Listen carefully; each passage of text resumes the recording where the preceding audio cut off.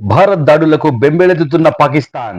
పెహల్గాం దాడులకు ప్రతీకారంగా Bharat army operation Sindoor చేపట్టిన నేపథ్యంలో పాకిస్తాన్లోని ఉగ్ర స్థావరాలను కూల్చివేసింది. దీనికి ప్రతిఘటనగా పాకిస్తాన్ జమ్మూ కాశ్మీర్ సరిహద్దు గ్రామాలపై దాడులు చేస్తుంది. దీనికి ధాటిగా భారత ఆర్మీ ఆ దాడులను తిప్పికొడుతుంది. పాక్ జమ్మూ ఎయిర్పోర్ట్ పై డ్రోన్ దాడి చేయగా భారత ఆర్మీ ఆ డ్రోన్లో నేల కూల్చింది. జమ్మూ నగరమంతా బ్లాకౌట్ ప్రకటించారు.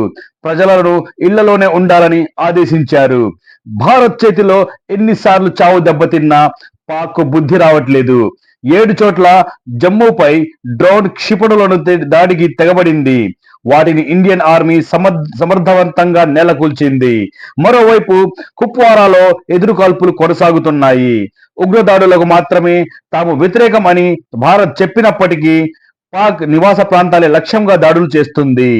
సుదర్శన్ చక్ర సాయంతో పాక్ చెందిన F-16 ఫైటర్ జెట్ 2 JF-17 యుద్ధ విమానాలను కూల్చివేసింది.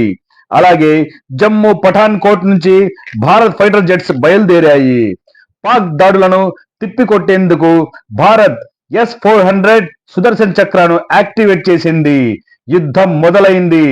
పాక్ భూస్థాపితమే ఇక మిగిలింది. భారత్ పాక్ మధ్య అనధికారికంగా యుద్ధం మొదలైంది.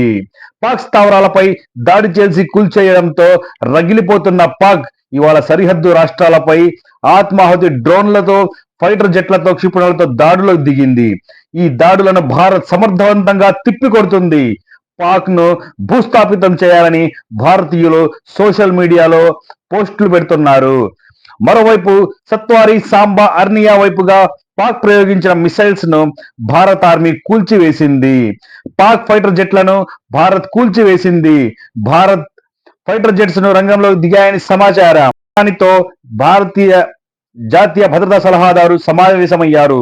రక్షణ మంత్రితో త్రివిధ దళాధిపతులు సమావేశమయ్యారు. పాక్ అతి భారీ దెబ్బ, కీలక సిస్టమ్ ఖతం. వారి మెయిన్ స్థావరమైన airborne warning and control system ను భారత సైన్యం నాశనం చేసినట్లు సమాచారం. పాక్ ప్రధానికి యుఎస్ సెక్రటరీ ఫోన్ చేసి సున్నితంగా హెచ్చరించారు. ఆపరేషన్ సింధూర్ తర్వాత ప్రతిదాడులు చేయవద్దని ఇప్పటికే పాక్ ను అమెరికా హెచ్చరించింది. పాక్ దాడుల నేపథ్యంలో భారత్ ఆర్మీ ప్రతిదాడులు చేస్తుంది. ఆ దేశ రాజధాని ఇస్లామాబాద్ సహా 9 ప్రధాన నగరాలపై డ్రోన్లతో విరుచుకుపడుతుంది. S-400, L-70, ZSU-23 శిఖా ఎయిర్ డిఫెన్స్ సిస్టమ్లను ఇండియా యాక్టివేట్ చేసింది. మన దేశంలోకి ప్రవేశించిన 8 క్షిపణులను, 3 ఫైటర్ జెట్లను, భారీగా డ్రోన్లను నేలకూల్చింది. ఇది పాక్ చావు దెబ్బే. భారత ఆర్మీ కస్టడీలో ఒక Pak jet fighter F-16 pilot ను సజీవంగా పట్టుకుంది.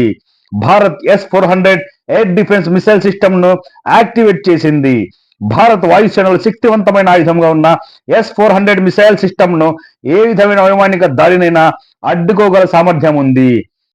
లాహోర్ లో మోత మోగిస్తున్న భారత సైన్యం శత్రు దేశంలోని కీలక నగరాలైన లాహోర్, సియాల్కోట్ లో మోత మోగిస్తుందని తెలిసింది. పాక్ ఆర్మీ ప్రధాన కార్యాలయం లాహోర్ లోనే ఉంటుంది. మరోవైపు కరాచీ పోర్టు గురిపెట్టినట్టు తెలుస్తుంది. పాక్ ప్రధాని ఇంటి సమీపంలో బాంబు పేలుడు. 20 కిలోమీటర్ల పరిధిలోని ఈ ఘటన జరగడంతో పాక్ ప్రధానిని వ్యక్తిగత సిబ్బంది బంకర్లోకి తరలించినట్లు తెలుస్తుంది. ఈ రాత్రి భారీ దెబ్బ కొట్టడానికి భారత్ సిద్ధంగా ఉందని రక్షణ వర్గాలు తెలుపుతున్నాయి. భారత్ అష్టదిగ్బంధనం చేసింది. ఉగ్రవాద స్థావరాలను, ఎయిర్ డిఫెన్స్ సిస్టమ్ ను ధ్వంసం చేయగా ఇప్పుడు కరాచీ ఎయిర్పోర్ట్ పై దాడి చేసినట్టు తెలుస్తుంది. కరాచీ ఎయిర్పోర్ట్ పాక్ కు ఆయుపట్టుగా పిలుస్తారు. దీన్ని ధ్వంసం చేస్తే పాక్ ని కోలుకోలేని దెబ్బ తీర్చని భావిస్తుంది. మేము తలుచుకుంటే ప్రపంచ పటంలో లేకుండా చేస్తామని భారత్ పాక్ ను హెచ్చరించింది. పాక్ ఇవాళ కాలరాత్రే. యుఎస్ తో ఒప్పందాన్ని ఉల్లంఘించిన పాక్ యుద్ధ విమానం F-16 ను భారత్ ఈ రోజు నేలకూల్చింది. ఆ విమానాలను పాక్ యుఎస్ నుంచి కొనుగోలు చేసింది. F-16 లను ఉగ్రవాద వ్యతిరేక కార్యకలాపాలకు వాడుతారని, ఇతర దేశాలపై దాడికి వాడకూడదు అనేది యుఎస్ పెట్టిన నిబంధన. పాక్ ఈ ఒప్పందాన్ని ఉల్లంఘించింది. ఇప్పుడు రెడ్ హ్యాండెడ్ గా చిక్కింది. ఒప్పందం మీరిన పాక్ పై యుఎస్ ఎలాంటి చర్యలు తీసుకుంటుందో చూడాలి.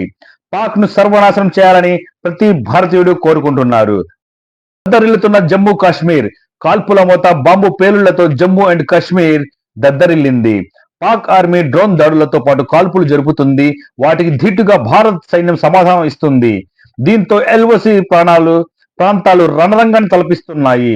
దీంతో జమ్మూ అండ్ కాశ్మీర్ వ్యాప్తంగా బ్లాక్అవుట్ ప్రకటించారు. పంజాబ్ లోని ఫిరోజ్పూర్ డ్రోన్ దాడిలో ఓ కుటుంబం గాయపడింది. వెంటనే వారిని ఆసుపత్రికి తరలించి వైద్యం అందిస్తున్నారు. మరోవైపు జలంధర్ లో బ్లాక్ అవుట్ కొనసాగుతుంది. జమ్మూ అండ్ కాశ్మీర్ వ్యాప్తంగా పూర్తిగా బ్లాక్అవుట్ కొనసాగుతుందని సీఎం ఒమర్ అబ్దుల్లా చేశారు. ప్రజలందరూ ఇళ్లలోనే ఉండాలని కోరారు. పాక్ రుణం మంజూరు చేసిన ఐఎంఎఫ్ ఓటింగ్ ను బహిష్కరించిన భారత్. అంతర్జాతీయ ద్రవ్యనిధి ఐఎంఎఫ్ లో పాక్ అప్పు ఇచ్చే అంశంపై ఓటింగ్ నిర్వహించగా భారత్ తీవ్రంగా వ్యతిరేకించింది. ఉగ్రవాద కార్యకలాపాలకు ఆ డబ్బు ఉపయోగించే అవకాశం ఉందని తెలిపింది. పాక్ 36 ప్రాంతాలపై 400 డ్రోన్లతో దాడి చేసింది. ఉద్రిక్తతలు త్వరగా తగ్గాలని ట్రంప్ కోరుకుంటున్నారని వైట్ హౌస్ తెలిపింది. ఇప్పుడే అందిన సమాచారం. భారత్ అడ్డు చెప్పిన పాక్ ఐఎంఎఫ్ రుణం $1 బిలియన్ మంజూరు చేసిందని ఇప్పుడే వచ్చిన వార్త. జై హింద్. ఇలాంటి మరిన్ని వీడియోస్ కోసం మన ఛానల్ని లైక్ చేయండి, షేర్ చేయండి, సబ్స్క్రైబ్ చేసి సపోర్ట్ చేయండి.